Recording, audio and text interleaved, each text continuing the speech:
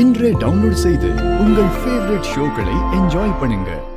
ஆதி மொத்தமா எங்க ஞாபகங்களை அழிச்சிட்டு போனப்போ தமிழும் என் வயத்துல இருந்த ஆதித்யாவும் தான்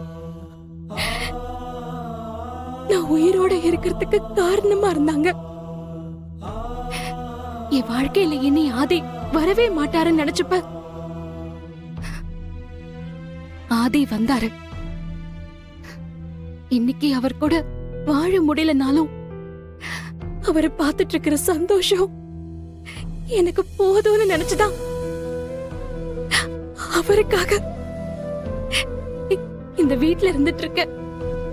இந்த மாதிரி சமயத்துல மித்ராவோட சதி தெரிஞ்சு நான் மொத்தமா உடைஞ்சு போயிட்டேன். இதுக்கு மேலயும் எனக்கு இழக்கிறதுக்கு ஒண்ணுமே இல்ல. அதனால ஆத்திரப்படாம மித்ராவோட வழியிலேயே போய் அவளை அடிக்கணும்னு சொல்றேன்.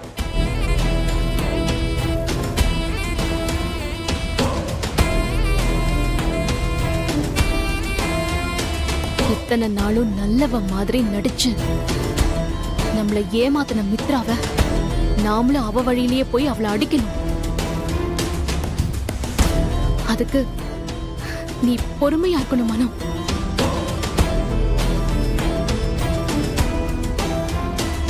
அக்கா, உனக்குள்ள இருக்கிற வலி எனக்கு தெரியாதுன்னு நினைக்கிறியா?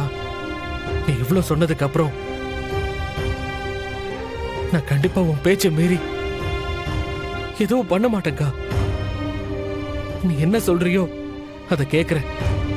ஆனா நம்ம இழந்த எல்லாத்துக்கும் சேர்த்து மித்ரா பதில் சொல்லி ஆகணும். சொல்ல வைக்கணும். அவ யாருன்னு ஆதிக்கு புரிய வைக்கணும்.